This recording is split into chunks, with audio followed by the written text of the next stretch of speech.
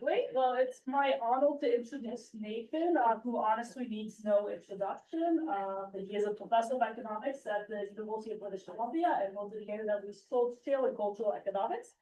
I think Nathan's kind of been a pioneer in a lot of areas, really developing a lot of work in history and development. Think about the fact that was in Africa. I think now he's doing pioneer work in including cultural and the development economics, which I think is, what we're thinking about.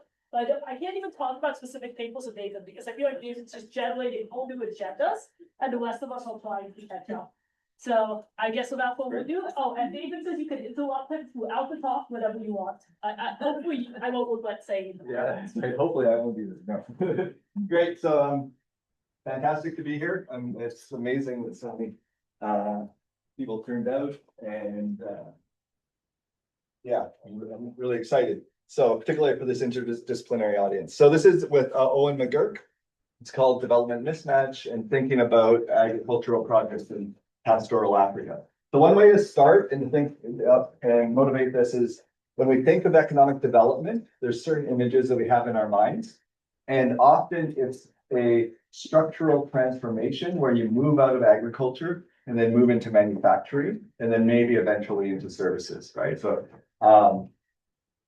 So that's great, except for about a quarter or 20% of the world population, that's incorrect, right? So, and the small detail is, well, there's not a movement from agriculture to manufacturing, but it's a movement from animal husbandry to manufacturing. So it's something in development that we really don't talk a lot about. And there's another form of subsistence, traditional subsistence, which is living off of animals rather than living off of land. Okay, so if all our policies have this in mind, right, the question is how well suited are they for the 20% of the world's population for which this isn't quite accurate? Like, does it matter if you're starting in agriculture or starting in animal husbandry? And in particular, can standard development policies, the policies that kind of have this in mind, be misaligned or mismatched for these pastoral populations? Okay, so that's basically in broad terms what we're going to look at. So let me just tell you about pastoralism on the African continent, which is the region that we're going to look at in this paper. It's about 22% of Africa's population lives primarily from animals. Okay, so these are animals that are herded. If you look at land mass, it's 43%, right? And so it's a big chunk, and this is similar globally as well. And so what's noteworthy about pastoral populations? Why even step back and study them? Well, one is that the mode of production has important cultural consequences. We'll come back to this, right? So the way these societies are structured completely different than societies that are agricultural. If you think, what do you have private property in? It's animals and really nothing else, not land. Land is used very flexibly. We'll talk a bit more about that. And these animals end up being super important for things like lineage. If you're gonna bring someone into your lineage, you give them animals basically. And that's how you have evidence that they're in your lineage. Status, if you have more cows, more animals, then you have more status, you have more political authority. They're even used for marriage as in bride price payments, et cetera, okay? So they really have this cultural dimension. They're associated with the culture of honor because they're an asset that can be easily stolen because they're mobile. It's believed that a culture of honor has existed, and has emerged, and that's important. That's been looked at by Pauline Gross-Jean. And I have a paper with Paolo Giuliano here that looks at that as well. So that's one thing. So one reason they're just culturally very different. I'll get. And the other thing is that they're seasonally nomadic. So they're going to move with the seasons. I'm going to talk a bit more about that. And because of that, there's not going to be natural security of private property in land, right? There's not going to be private property in land. So because of this, climate change affects groups in different ways. And this was a previous paper with Owen McGurk that we looked at. So I won't talk about that, but that's another issue with pastoral populations. The other is that they tend to be a minority in national government. Okay, so in the government, they tend not to be represented. So policies aren't particularly suited for them. But not only that, but globally, they're also a minority. So if you think of who's in charge in NGOs or in global institutions, it's people from agricultural backgrounds. So they're not going to have in mind what's going to be beneficial for pastoral groups. And that is relevant for what aid projects are funded on the ground and implemented in areas that are pastoral. And that's going to be the focus of this talk today. And then they're also correlated with religious beliefs. So pastoral groups tend to be Muslim and agricultural tend to be Christian, like I said. Okay. And so that's just some background on pastoral populations. Let me talk about just the one thing, which is their mobility.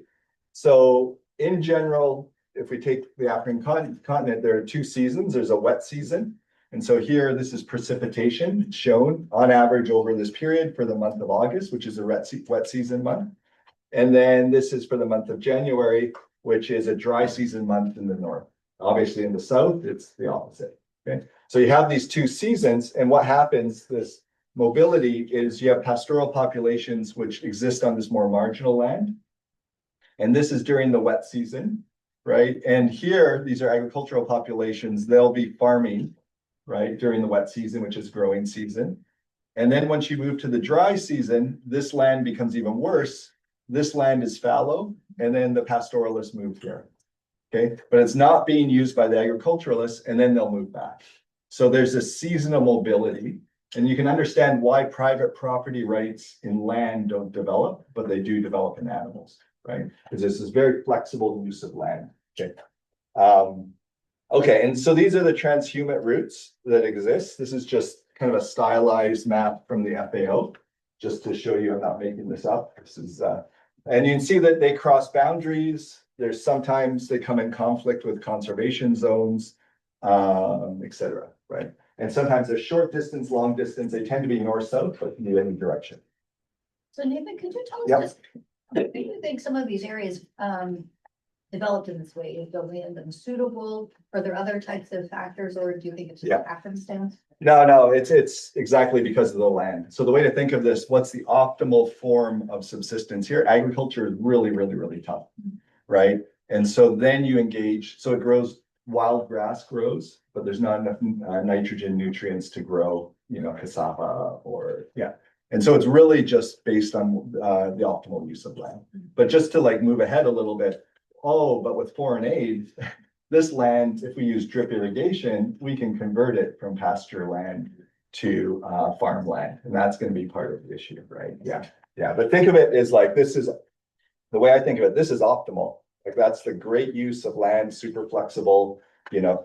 The other thing is when they come down here, they deposit organic fertilizer, which is really good for the farmers. So it's a win-win situation for them. Yeah. So.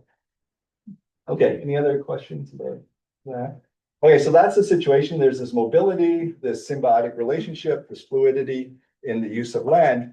But then what happens, and this is just one news article, you can find lots of them, these are just some examples that have been documented, is this land gets bought up or gets expropriated for agriculture. It could be sold to investors, it could be sold locally, but there's some privatization, and you've heard a lot about land titling, right? Great thing. But for these pastoralists, it's not great because they've had customary use of the land and now we privatize it. We want to make this land productive for these other purposes. And from the pastoralist point of view, that's not good. It's being their livelihood is being expropriated effectively. So here's one example of an agricultural project. And this is actually from the data that we're using, this World Bank data that we're going to use. I'll tell you about it. But it's just talking about they're going to introduce wet rice cultivation in this area in Mali. And so they're going to construct 3 polders. This is just basically these flooded areas. And it's 13,000 hectares. And if you look it up, this is actually 51 square miles. That's a large area that would have been pastoral that's now off limits to these to these groups. Yeah. These agricultural development projects, is there any hope for them to be done in such a way that they're compliant with these migration patterns? Yeah, I think so. We'll actually see that like there are some combinations of projects that don't cause these adverse effects that we document. Yeah, and that's actually part of this. So one view would be, we know this. There's all these descriptive case studies. Why are you running a bunch of regressions? and it's to answer questions of exactly like this. Are they always bad, or are there certain situations when they're general question there. Of course, you're contrasting agricultural versus pastoralist for purely 100% agricultural versus 100% pastoralist. Right. But in most Yeah. African contexts, the mixed economy, the agricultural, households will also have engage in husbandry for different Yeah. reasons. Yeah. Is to distinguish those, I mean, is that important? Yeah, part of the story? yeah, I think one thing that's important here, so definitely these farmers are gonna have goats, even cows locally, so agro-pastoralism. And then one thing that's gonna be important that we focus on is this transhuman pastoralism. That means you're essentially primarily living or solely living by animals, and you have to migrate seasonally because of that. And so that seems to be where the issue is focused. But we can, the data are limited, but that's kind of what I want you to think about. And don't think that the farmers, like you say, don't have animals, because they're all gonna have some animals, right? It's just their vast majority of livelihood is. And especially that it's more, in many African settings, there is no, let's say, land ownership legal. So, ownership of animals is much more realistic and, of Yeah, course, you need animals to pay bride wealth as well. Yeah, exactly. Yeah, exactly. So, so I think that's part of it. Like the way I see this broader agenda is these are issues that I think your average development economist hasn't even thought about. Like, oh, there are people that live off of animals, and animals are important for bride wealth and lineage and rituals and connections to ancestors and all these sorts of things. Yeah.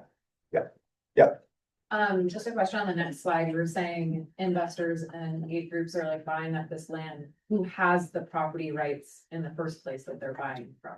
Well, usually they're not defined, so they'd be customary land. Okay. Yeah, and there is a data set we haven't included called Land Matrix, where you'll know like all land around the world, who's purchased big plots of lands, and so you could see, is it the government, is it, but the way to think of it is there isn't formal title for the vast majority of land that we're talking about, so.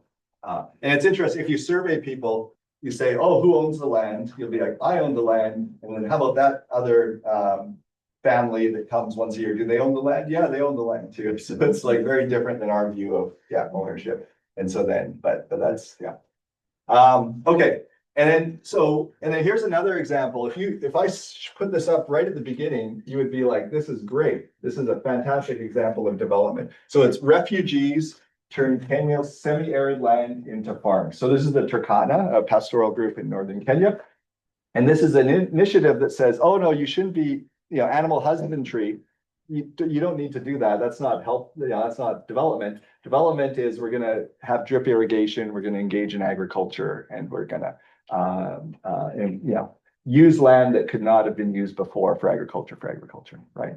And so we'll think about from the pastoralist point of view, how good is this, right? But these are the types of projects exactly that we're talking about. So they're not kind of controversial projects. This might be making me sound like a devil's advocate here, but is there a way? So we've talked about maybe transforming land so that land that couldn't be farmed on now can be farmed on. Yeah. What about, could we transform the pastoralist side so that instead of having to migrate, they could just stay in one place and make it a range? That's what some policymakers have suggested. In fact, different states in Nigeria have made grazing or moving cattle, if it's not in a truck, illegal.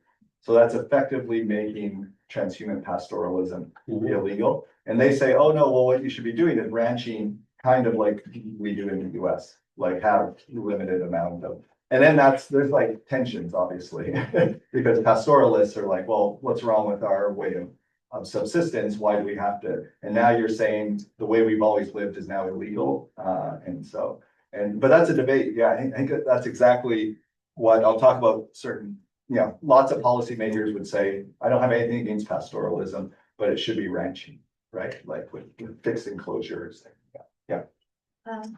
Do you think there's different types of farms or modes of agriculture that might be more or less compatible with the consumer pastoralism and proposed? So my family is from Sicily, and over there, property rights are defined over land. But yet there's a lot of people who own sheep. And so there's customary agreement that the sheep will graze in someone else's plot of land. Yeah. But I'm thinking that works because over there, everybody, farms like, wheat, they grow wheat. But if they were to be growing like vegetables, you could not have the sheep like eating the entire plant that you're trying to grow. Yeah. So, I'm thinking that there might also be Yeah. different things, like this thing does not seem compatible with pastoralism, but probably some other type of. Yeah. Yeah. Yeah, and traditional agriculture was compatible, we see it here. And then, but what happens when you have like just foreign investors buy up, they're engaged in like some, you know, other forms and they're less flexible, they're not willing to have a pastoralist, yeah. Then yeah, so we'll see some evidence of that, I won't tackle it directly, but we'll see some evidence that speaks to that, yeah, Dora. So what's the role of the state in all this? Because presumably it's easier to expropriate people who are settled agriculturalists and also hey, Yeah. foreign investors are buying it from someone. Yeah. Is this basically the money flows to the Yeah, exactly. So the one bullet point I had before is pastoral groups tend to be, and we'll measure this, a minority in national government in the state. And so that's probably relevant. We'll see that when they're not the minority, you're gonna have different outcomes.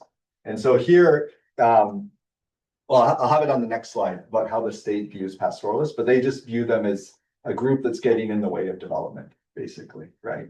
And it's exactly the state is involved in all of this, whether it's selling land to foreign investors, working with the World Bank or NGOs. And so, yeah, so political economy is central. But saying sort of they're getting in the way of development, that's almost benign. It's but it could be more malign. Yeah, exactly. Yeah. So there, I'll put up a few quotes and you'll have from, yeah, and then you'll see exactly, yeah, what they think, yes. Just to understand the context, when the state goes and we're gonna do titling, who gets the title? Is it gonna be the sanitary almost will always there, or like who's kind of the beneficiary? I would say, yeah, typically, yeah. Because pastoral groups move, even if you look, we'll use DHS data, even in DHS data, they're way underrepresented. Because you won't go to that hinterland or they'll be gone or, and so it would be the group that tends to be sedentary. Even in that case, like the lineage owns it, and then you'd say, well, who I have to give it to an individual. And so then they have rules like you need 7 people from the lineage to sign. You can always see that's gonna cause problems.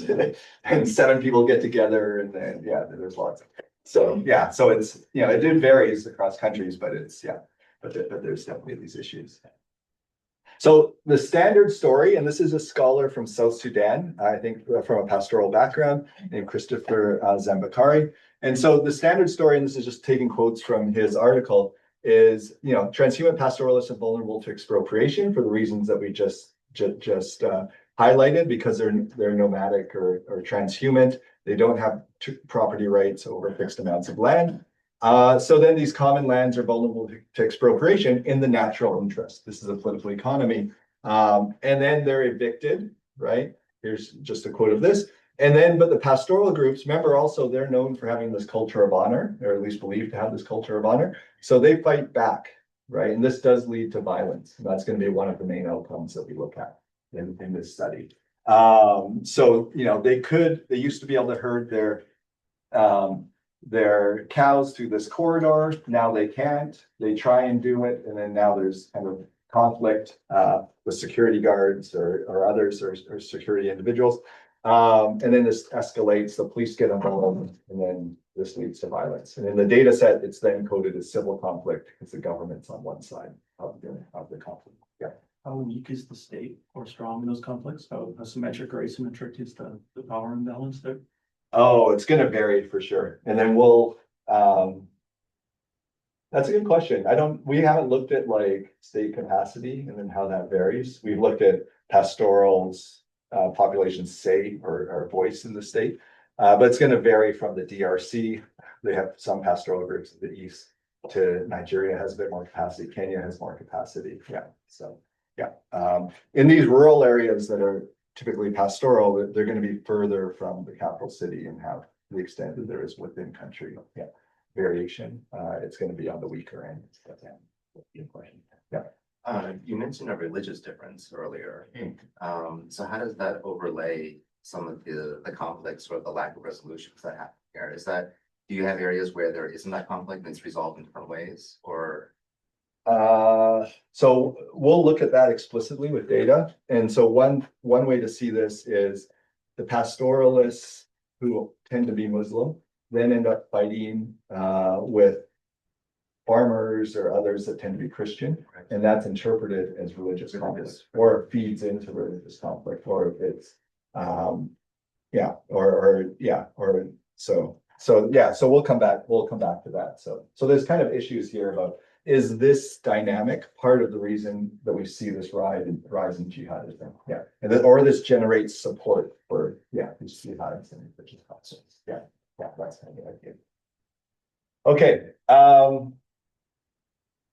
so you might just step back and say, well, sure, this is all true, but presumably these development projects lead to productivity gains. Drip irrigation allows you to grow more than you could. That's a productivity gain. Why don't pastoralists just take advantage of it? So they should just, like that one image showed of the Turkana, switch from pastoralism to agriculture, right? And this is, again, just repeating two things I said. They might not have access to the new benefits because the new benefits might go towards non-pastoral populations. We'll look at that explicitly. And then also there's all these cultural dimensions. So like, I think just one nice example is animals are believed to be vessels for ancestral spirits. Ancestors are super important. So basically, if you just gave up on your animals, never had animals, got rid of them, you would be losing all connection to your ancestors, ability to communicate regularly, right? And they also determine political power, marriage, etc. So you need some other way of, or some other object to do that. So it's more than just occupation. I think it's like changing your whole tradition, your culture, your lifestyle. Yeah. Is there I think that these things also involve building different skills, so they maybe a disadvantage as well when trying to go into these sorts of agricultural jobs? I would imagine. Yeah, definitely. And then so that's going to be, they're just not going to have the experience with it. Yeah, exactly. And so okay. So this is the roots of the policy mismatch. This is almost the end of the background. So this is what government's view of them. This is Tanzanian president at the time said we have to do away with the archaic ways of livestock farming. Okay, so it's just believed to be, and then pastoralists are unruly, threatening, backwards, etc. So it's just viewed as like not as good as agriculture, and they're just really causing problems. And I've talked to people in NGOs that also have the same view. We should just get rid of them, essentially. And then that affects donors' perceptions, right? And again, because donors or the international community tends to come from a European background, which is agricultural in general. Okay.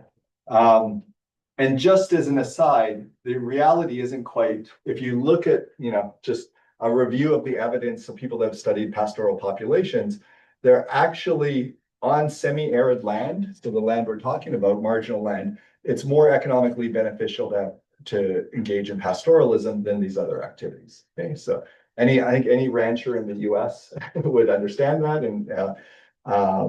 And then also with less environmental degradation than ranching, like with penned-in land, because you can move the animals to optimize, right? And then also greater ability to respond to climate change. So in northern Kenya, people have actually switched from cows to camels because the greater aridity suggests that camels are going to be more optimal, right? And so that started to happen 20, 30 years ago. Yeah. Are economically beneficial to whom? To whoever's doing it. So these guys basically said, let's calculate, this Ethiopia's Awash Valley, which I showed you, it's something that went in. They calculated the profits from this new project relative to the profits from animal husbandry. And according to this study, this new initiative was less profitable. And then obviously it's different people doing it, but even so, one is less optimal than the other, right? And so that's another issue, the distributional issue, but yeah. So it's just saying in general, if we're going to do this or that, what's the total value created? And it's often pastoralism. Yeah. Okay. Any other questions about background? Yeah. Do the pastoral people, are they interconnected with the, like, to what extent are they interconnected with the broader economy? like selling their beef or whatever. Yeah. So they are. I think there's some initiatives to, like, they interact with the community. I think, it's hard to know, but my reading is that things were more peaceful and symbiotic historically. So that they work together. Now there's been a few things that happened. One is the creep of agriculture in part because of projects like this, an influx of firearms. So now pastoralists, before they would have spears, maybe now they have machine guns, and so that's heightening these tensions. But they do interact, so they do sell milk, sell meat to the agriculturalists and purchase fodder and stuff like that. Yeah. So, and there's some, like Miguel Ortiz is trying to do some interventions in Jos Plateau in Nigeria, where he's trying to get them to exchange more and realize, oh, we can benefit from each other. It's not zero sum. Yeah. I was under the impression that the wet season had become more difficult to predict. Yeah. In West Africa, which would all go for pastoralist approaches over more sedentary approaches. Oh, what was the last sentence that you said? I mean, that would seem to argue for more pastoralist adaptive approaches than sedentary. Yeah, exactly. So, yeah, the wet seasons become more erratic, shorter, it just makes growing, more difficult. Whereas with pastoralism, you could, I'll have to migrate further south, and that's what you have to do. And that's also caused some of the issues, because then they have to migrate, and so, but yeah, it's effective. Okay, so if we're going to think of this as an economist, so this is how we would think about it, but I think we can bring in the culture too. So this is land, this is north, this is south. We're thinking of Northern Africa. So this is the marginal productivity of labor of pastoralism. Actually, let me start with agriculture. Marginal productivity of labor of agriculture. It's highest in the south. Remember, that's where you have more. And then as you move further north, it's lower and lower. Okay. And then pastoralism, this could be flat, it doesn't matter. Or you can think about as you go further north, it gets better and better, right?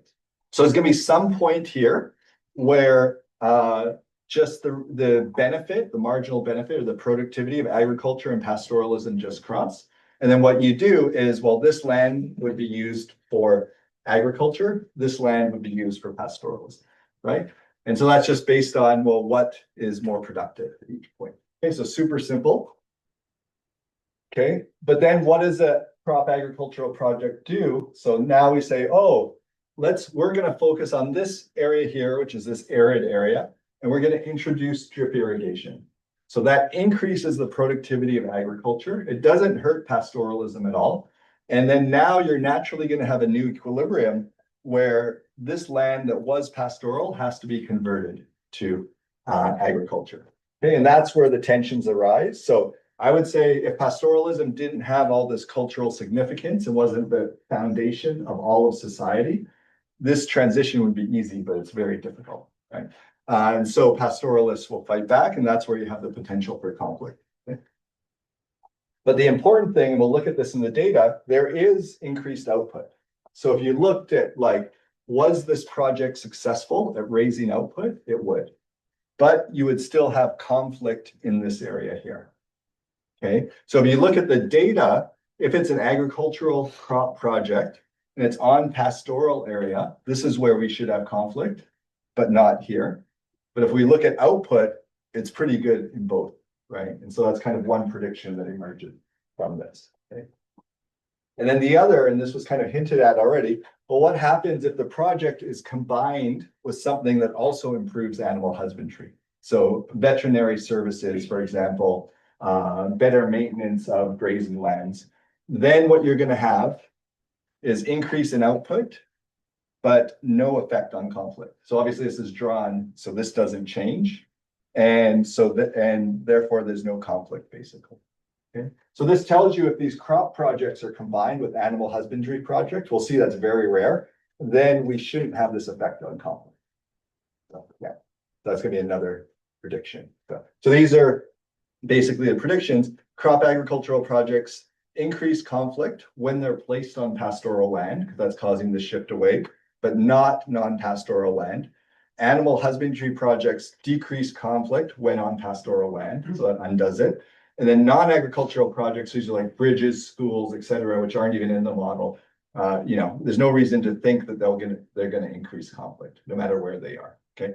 And then all projects increase output wherever they're implemented. Okay, they're all shifting these curves up, so they're always increasing output. Okay, any questions about that? I think this is implicit in what you're saying. Mhm.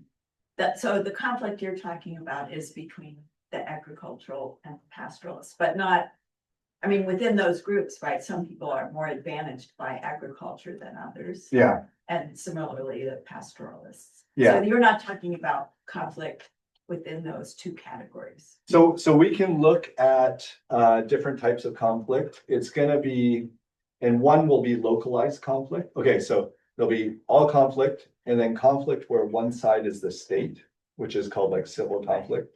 But where both sides are not the state, that could be, two individuals who are agricultural, maybe they fight with one another or, yeah. So we can look at all three.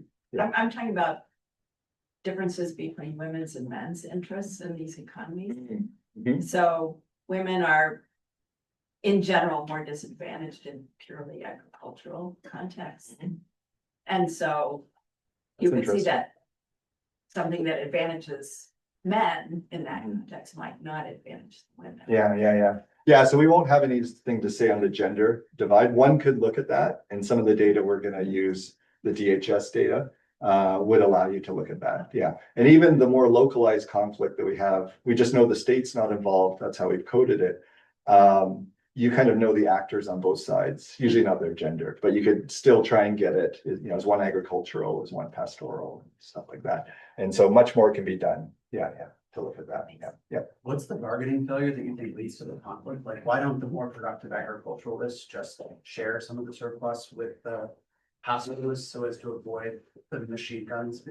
Well, I would say that, so one answer, but this is just that the movement from here to here far outstrips the increase in output. Like, what's it worth to you that you'll never be able to communicate to your dead father again? Right, that's like one tiny slice of the importance of cattle. And so what's it worth to you that you can no longer bring someone into your lineage because you can't give them cattle to prove that they're in your lineage, right? And then their descendants can't have those descendants of the cattle to prove they're in the lineage. Yeah, so you're gonna lose all of this. Obviously, we could design things that replace them, but that's not being offered in the package, right? And so, yeah, so that's the way I think of it. Like, maybe there's a dynamic cultural solution where we figure this out and nobody's trying, and we could figure it out, that's true. But I think in the short run, they're thinking, oh no, it's, you're offering me these higher wages or this job or whatever. That's nowhere near worth me giving up all my cattle, right? Yeah. I think the other side of Darren's comment would be the standard Kosian things that the pastoralists somehow pay to prevent this happening in their lands. Is the Okay. cheapest solution to have the AK-47, or is there some other mechanism? I mean, I think that's the implication. No, that's interesting. Yeah. So then we'll get to a little bit of this with political economy. Like, so that might happen with certain types of governments would allow that. Other governments, I think, just want to squash the pastoralists and then solve this problem all in the future. I think that was the heart of my question earlier, is that are there cases where there isn't the religious difference in these situations? And do they arrive at these types of solutions easier than when you do overlay it with the religious differences? Yeah, we can look at that. We can look at that too. I think. Just trying to think about the data requirement, which is a little bit trickier because you need to know the religion of each ethnic group, but you could get some proxy of them. Yeah. So, yeah. Nathan, I also think lowest common is relevant here, right? Because it's presumably much easier for the state to tax and provide services to sedentary people. So like even in cases where output is actually not increasing, the state I still think it's a good idea to push these projects. Yeah, but yeah. So that may also speak to why you not necessarily get these Kosian solutions. Yeah. I think the state, it's clear from, what they say, they would just prefer pastoralism didn't exist. And then, because they can't even, include them in their censuses, they have no address, they definitely can't tax them, they can, and they're causing all those problems from their point of view, yeah. So, yeah. But I think it's an open question. We're not going to be able to prove that there isn't a solution or a bargain that can be reached or these other solutions.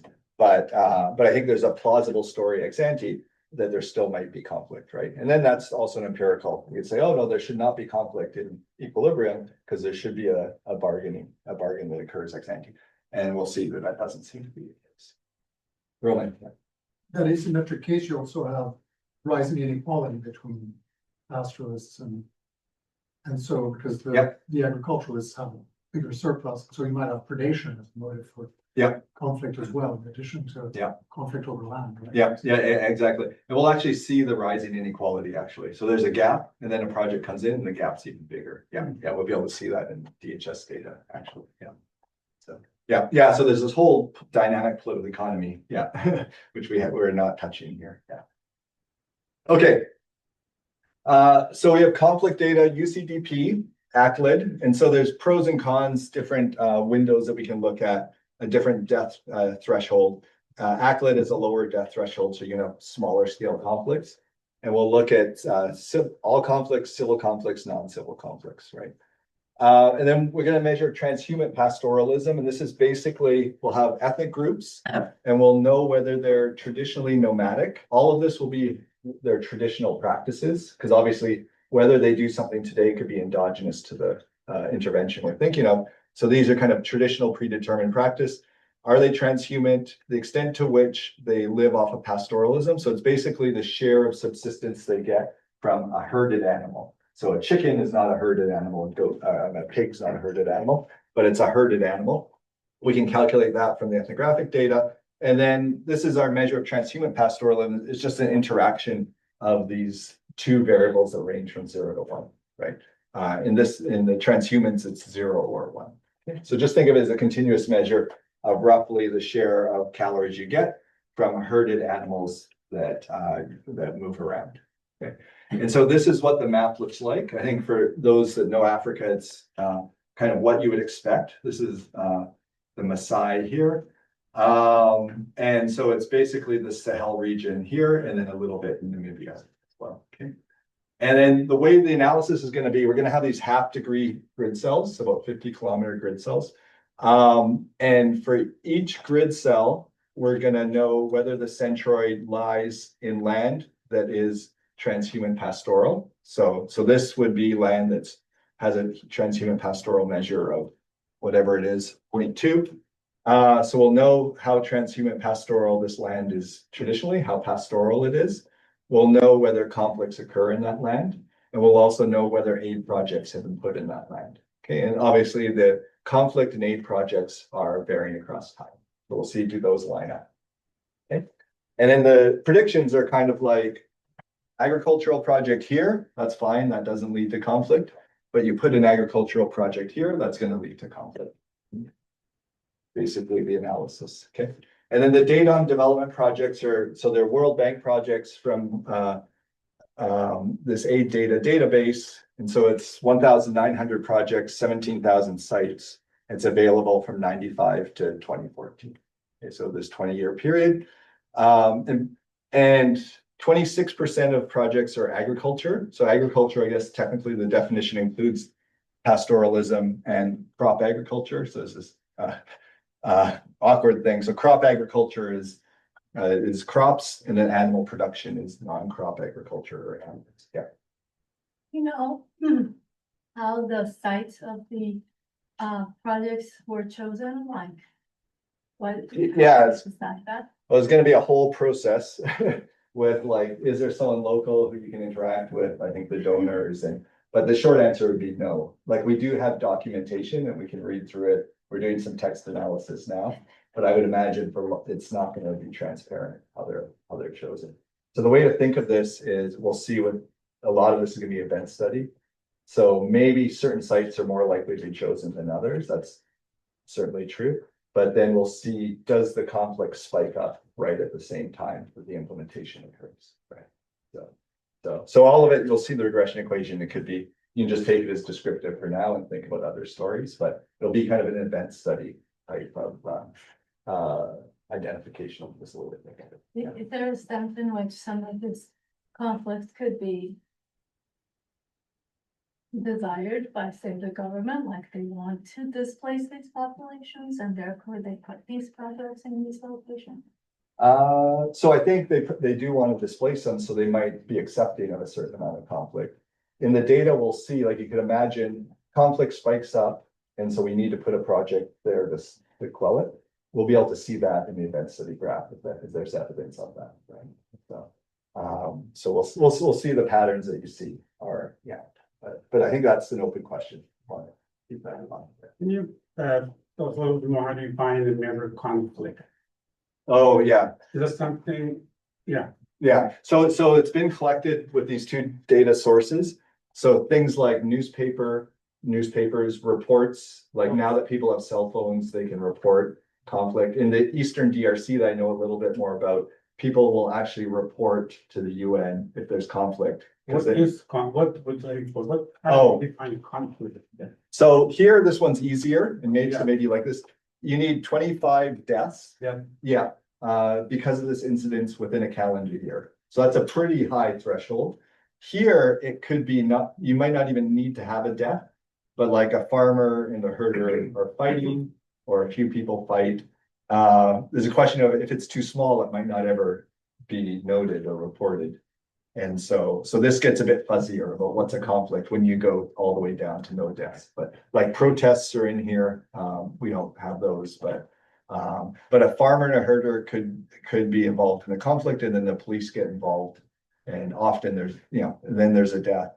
Then that would be a conflict event, and that would be a civil conflict event because the government's on one side.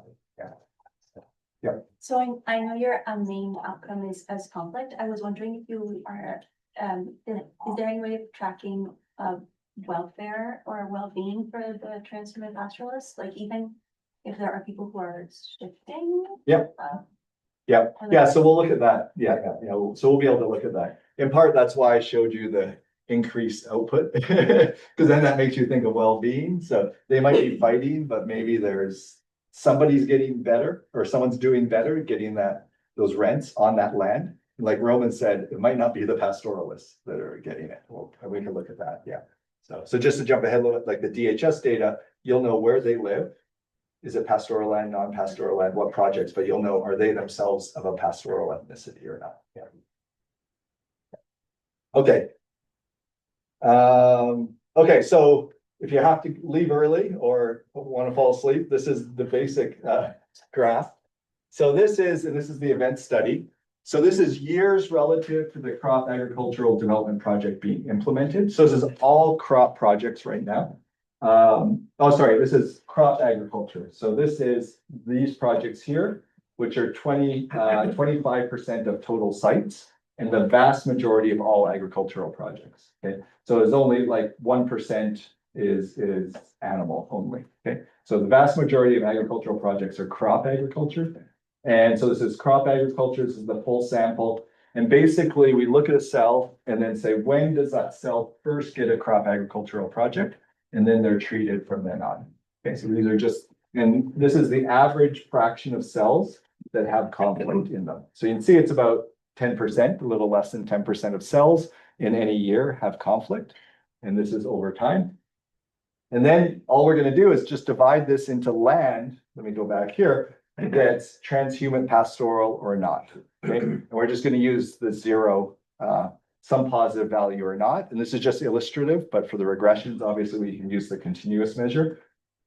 And this is basically what you find. So here beforehand, if it's on pastoral land or non-pastoral land, the trends seem to be pretty similar. And then any crop projects on pastoral land kind of jump up afterwards. And these are 95% common. For grids that don't have a project, are you looking to consult with? Here, this is just raw data. So in the sense that, no, so here, they're not going to be in here. Yeah. It's conditional on having a Yeah, project. exactly. So so these are all ones for which, and then they're kind of shifted. So they're all centered here. Yeah, exactly. Yeah. So, and then obviously in the regressions, they're going to be in there and they'll serve as a control for the, yeah. Okay, so you kind of see that and it jumps up fairly quickly. Obviously it's noisy. The standard errors on these are a lot wider because there's fewer transhuman pastoral pieces of land than transhuman pastoral. Okay, and then these are non-agricultural projects. So you might think, oh, it's just something that's really unruly about pastoral groups. We know they have a culture of honor. But if it's a non-agricultural project, so healthcare, roads, etc., you don't see that effect at all. Okay, so it's something specific to that. Yeah.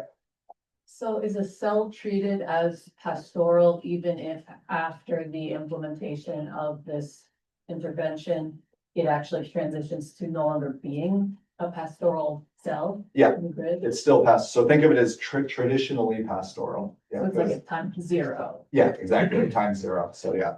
So like during pre-colonial, early colonial period, what was that land used for? Yeah. Okay, so then the regression equation is just going to be a version of this where this is indicator for do you have conflict? It's going to be a cell. The cell actually tells you the ethnicity, but you can think of a cell and an ethnicity and then a time period. So conflict in a cell that is traditionally belongs to an ethnicity in a time period. And then we're going to have an agricultural project or crop agricultural project.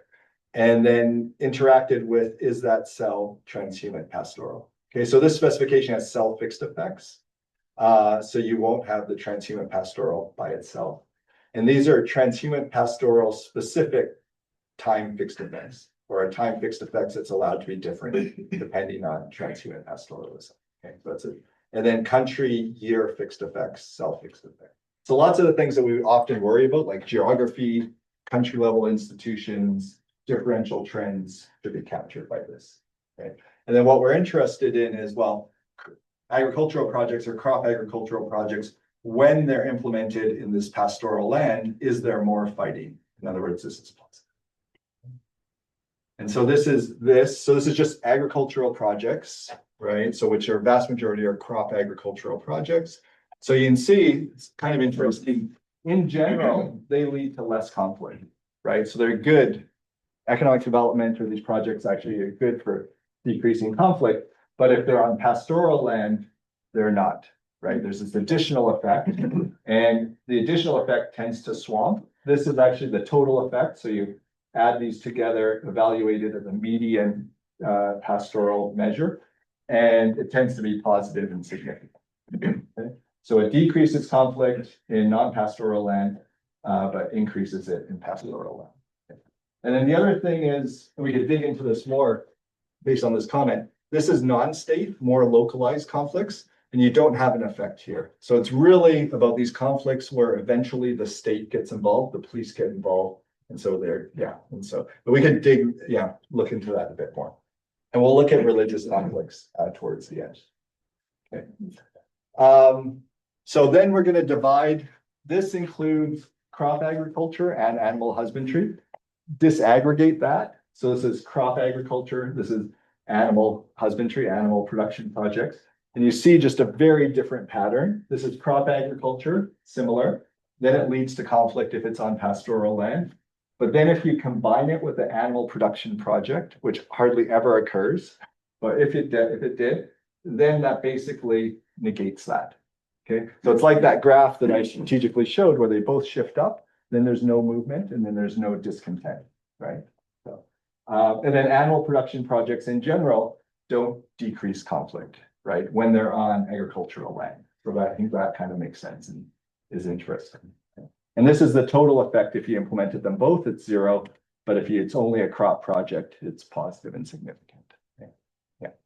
How are you thinking about the differences between the state and the non-state? Yeah, I think just anything that gets reasonably large scale, the state gets involved. So it's not like, this is a bit the terminology, pastoralists are trying to plot a coup or anything like this. It's really, I think, just they're fighting and they're fighting in these areas where there's an aid project. So then the government cares and then they're sending in police or military or, yeah, that's how I think of it. But we could dig into it based on size or to try and get a sense. But yeah, but I don't think of it literally as they're starting a civil war. Yeah. attempt to sort of integrate those trading maps from the FAO in terms of like looking at the cell level and saying if it's pastoral or it's not pastoral. There are some trading routes that have been going on. I'm thinking about like hearing about these old colonial trading routes which have been on for centuries, and so potentially if there's sort of a cultural understanding that these, pastoralists are going to come through a route versus like, global warming happens. And so they're looking for new routes. And so this is a new phenomenon where they're coming through. And so basically like looking at variation within the cell level, depending on trading routes and how they change or how the ones are been around longer. Yeah, there's only been a few studies where they've actually used GPS trackers and so have specific routes. The routes that I showed you, or I should have said, they're stylized. So somebody just kind of drew some arrows. But there are people that are trying to collect this information, actually, like NGOs that are trying to collect information. And there are routes for smaller areas. I have one student, Etienne Lerozignol, who's trying to collect this for Liberia. And so it's doable, but it would be a larger project and lots of the data collection is still in progress. Yeah. But I think it's a great idea because you're going to have, what we're doing is like pretty indirect, imprecise. You'd have a lot more information and even like one example in the previous paper we looked at is conservation lands are set up to conserve forests. And if that conservation land is right in the middle of a corridor, that's going to cause a lot of problems versus it's off to the side. And so that's where, knowing these corridors would be helpful. Yeah, so I agree with that. Yeah. Okay, I think that's all I want to say that. And then if you're just wondering, well, what are these animal production projects? I just looked at a bunch of descriptions last night and jotted these down. Veterinary services, they're kind of vague, the description. So improving pasture and rangeland, it's not clear how you're going to do that. Improving the corridors and then watering points. This is a bit more specific. You drill boreholes. So these are, and then supporting better pastoral management, that's like setting up committees, etc. And then there is crop production that pastoral is particularly like, and that's fodder. So that's crops grown to feed animals. Yeah. Just by curiosity, if you were to look at let's say a histogram or like the distribution of events over time. So these are World Bank projects. Are the projects that are happening in pastoral lands increasing? Are they becoming more common over time? The projects happening, that's a good question. I haven't plotted that. You see conflicts increasing over time. Yes. And then how much of that we could do a measure or an accounting exercise. So if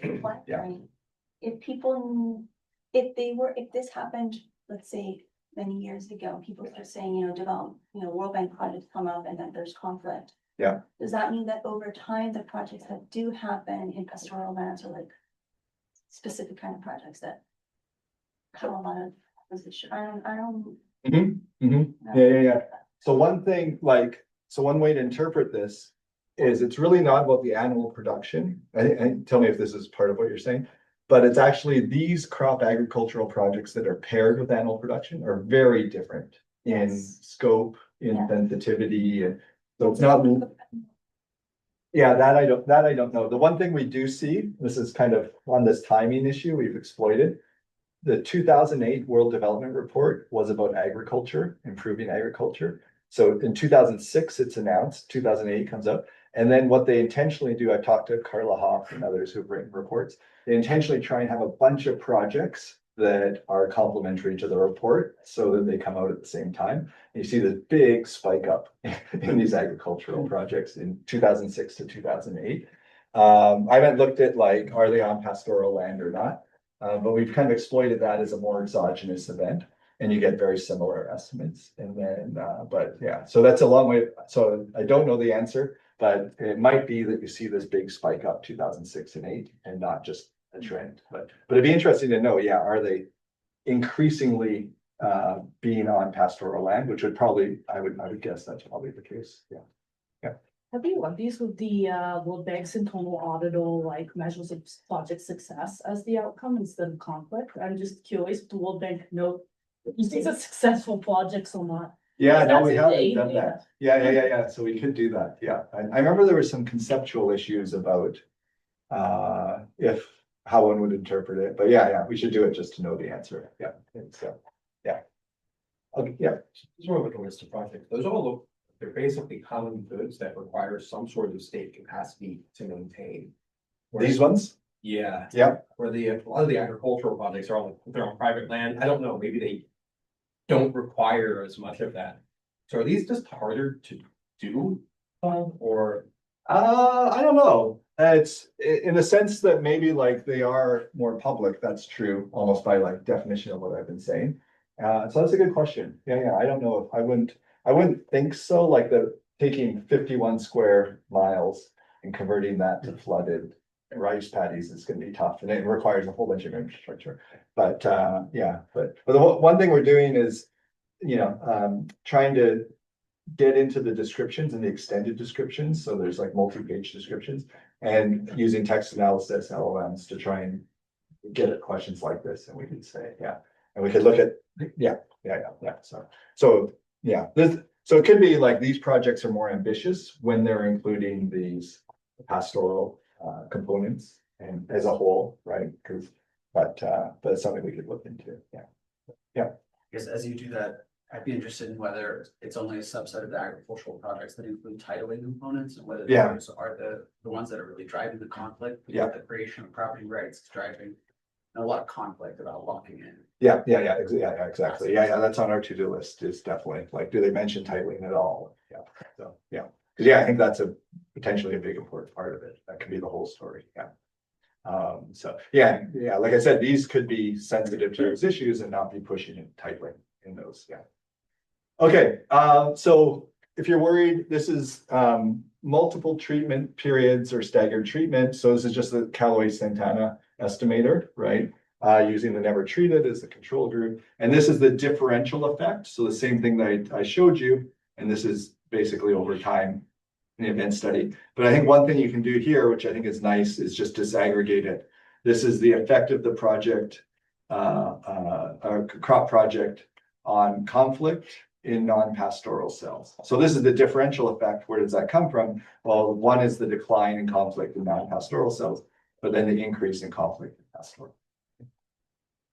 Okay, so that's a summary of the findings. So large increase in conflict on pastoral cells for crop agriculture, decrease in non-pastoral, and then animal husbandry projects kind of undo it. Non-agricultural projects don't have an effect. Okay. And so one of the key mechanisms here was this conversion, or at least pressures to change land from agriculture, or from herding to agriculture. And so like one could say, I don't think this is true for sure, but well, what's happening is the pastoralists are just upset because the project's not being implemented properly. They want to engage in drip irrigation, and there were some issues. I guess this is where we could use the score to help us. I think that's not true, but one could say that. So let's look and see, this is just another motivation. What happens to the expansion of agriculture? Is agriculture expanded, right? And so are these projects being successful? Okay. And so you can get satellite imagery. There's 3 types of cropland of these 30 types that are coded: irrigated, rain-fed, or mosaic.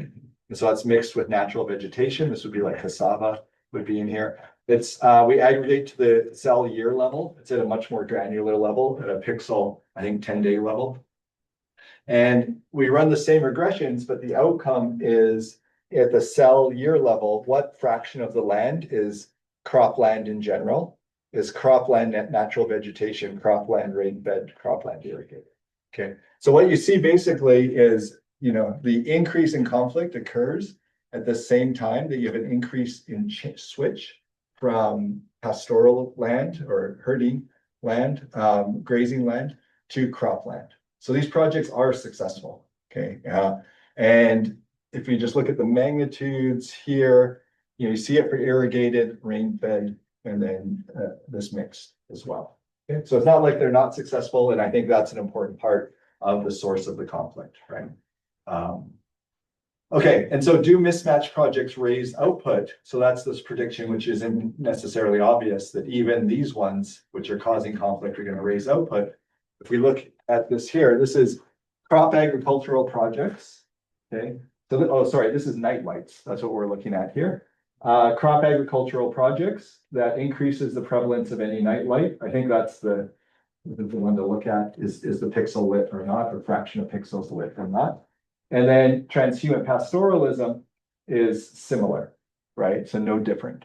So that means there's an increase in output and it's similar here and here. It's an increase in both. Okay.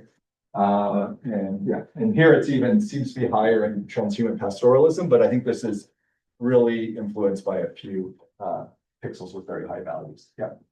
Are you able to say something about possible spillover effects to neighboring like agricultural areas that were not like treated by the project, but maybe because of the project, the pastoralists do not go to the area anymore.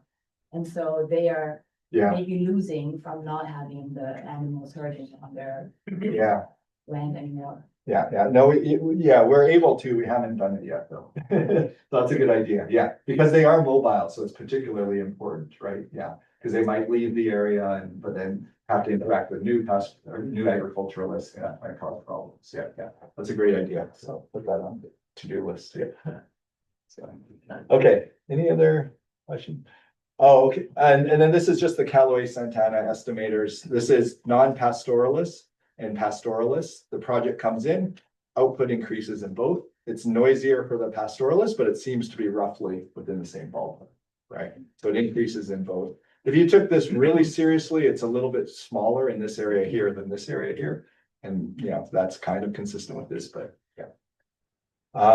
okay, and then the next thing is, well, who benefits from this? So we see that this land here, somebody's benefiting from the night lights at least, but it might not even be pastoralists anyways, right? And so that's going to be another reason why they're not happy. And so what we can do is use the DHS. We know locations, but we also know ethnic groups, right? And so you can see a project comes in, people in that location benefit, but do they benefit differently if they're traditionally agriculturalists or traditionally pastoral? Okay.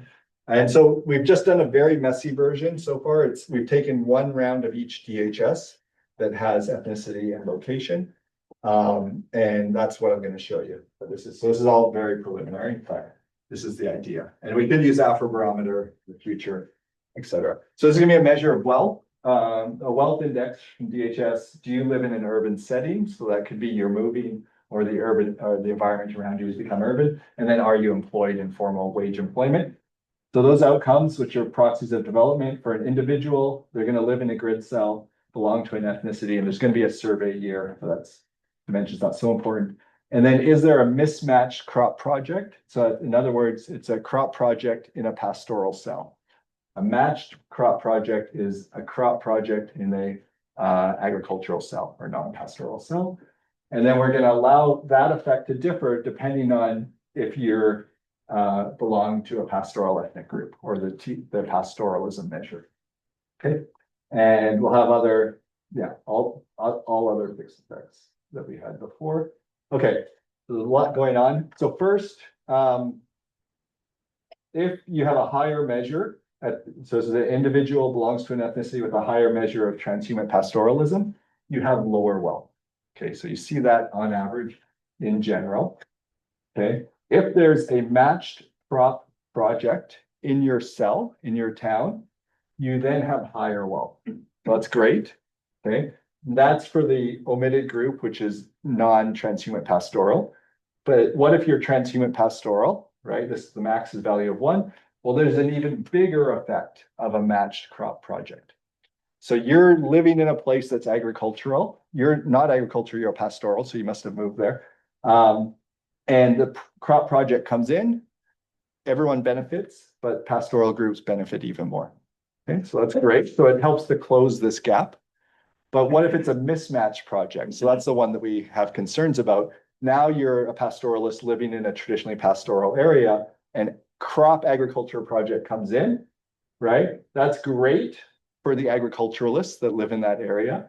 But for the pastoralists, it's not so good. Okay, and this is with the cell fixed effects, the full differential effect. Okay, So basically, pastoralists are not the ones that are gaining from these mismatched projects on their traditional land. Okay, so it's the agriculturalists that are gaining. So you see that with wealth, with the urban measure, you see that as well. And then a little bit with the are you working measure as well. Okay. Okay, so this is just because I want to make sure that I summarize all these points. So for mismatched projects, the one we care about, pastoralists benefit much less than non-pastoralists. In fact, while non-pastoralist benefit, pastoralists are harmed. Okay, so it is increasing output in these traditional pastoral lands, but it seems to all be going, mostly be going to the agriculturalists. So they're coming in, they're starting farms, etc. So this is going to widen the gap between pastoral and non-pastoral group. And then, but this is, you don't see that for matched projects. So this asymmetry kind of tells you it's just not something about pastoral populations that they're the types that can't take advantage of projects because they take advantage more in these matched projects, right? Which makes sense because they're available to work and they're starting at a baseline lower level of income.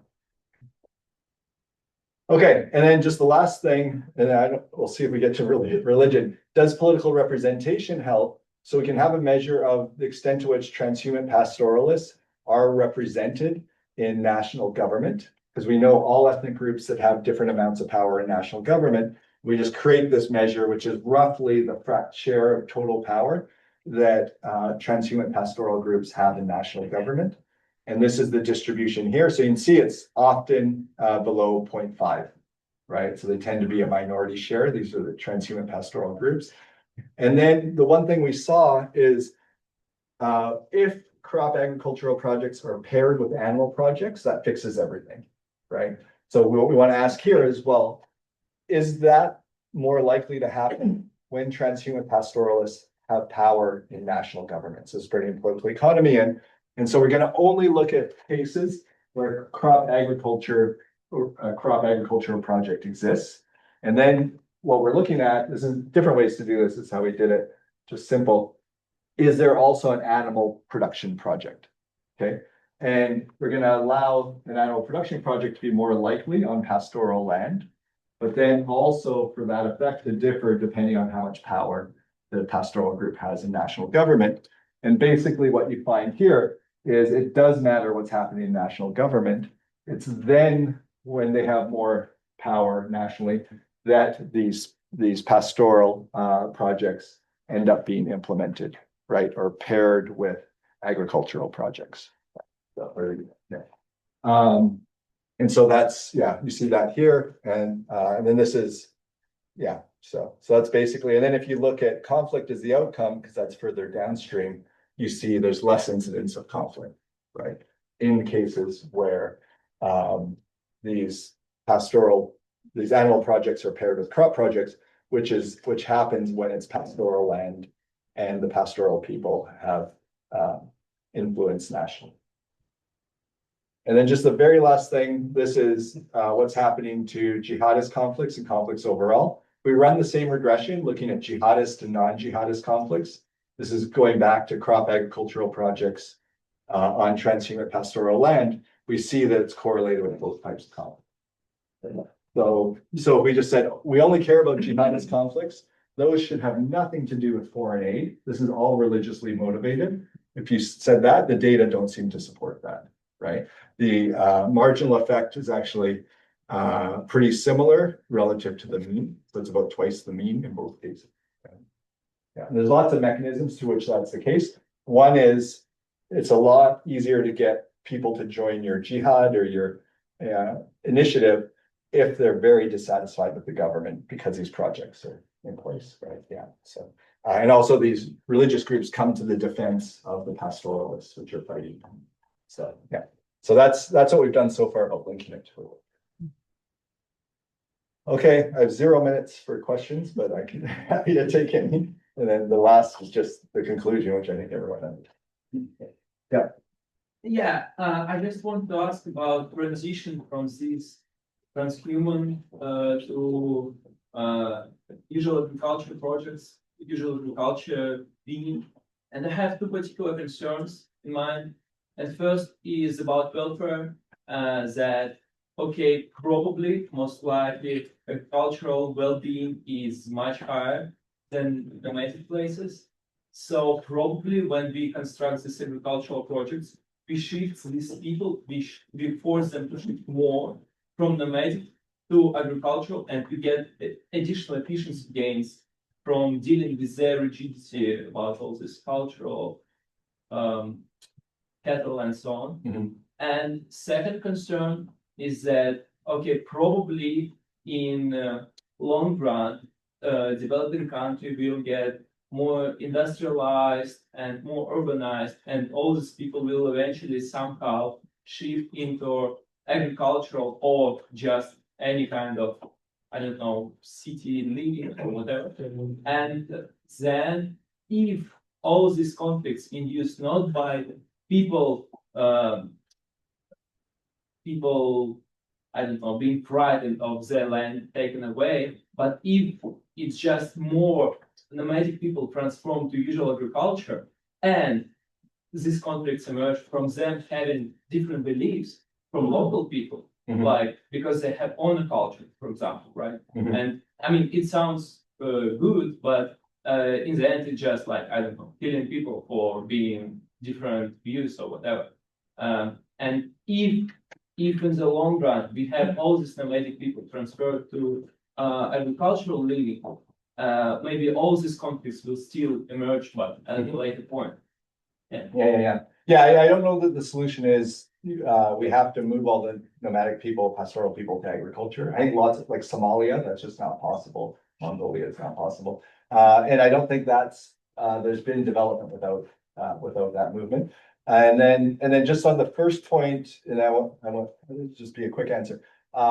For these marginal lands, so land that's suitable for pastoralism, the studies that found pastoralism leads to better health outcomes in children. Like if you switch to agriculture, what happens? The protein reduction goes way down. Basically, women's ability to breastfeed goes way down. And so you can say that's short run, but the studies that have compared, well, even cross-sectionally compared long run equilibrium in different societies. Once pastoralists sedentarize, they typically have worse health outcomes. Health, and what about income? Income also? Income, a few cases that's harder to measure, but there are trade-offs. Like then they're more educated through Western education. They're going to know less about animal husbandry, but yeah, so it's a trade-off. It's a trade-off. But in the model that was captured actually the productivity gains, right? In there, but yeah. So, but there's tons of issues. Yeah, I agree. Yeah, great.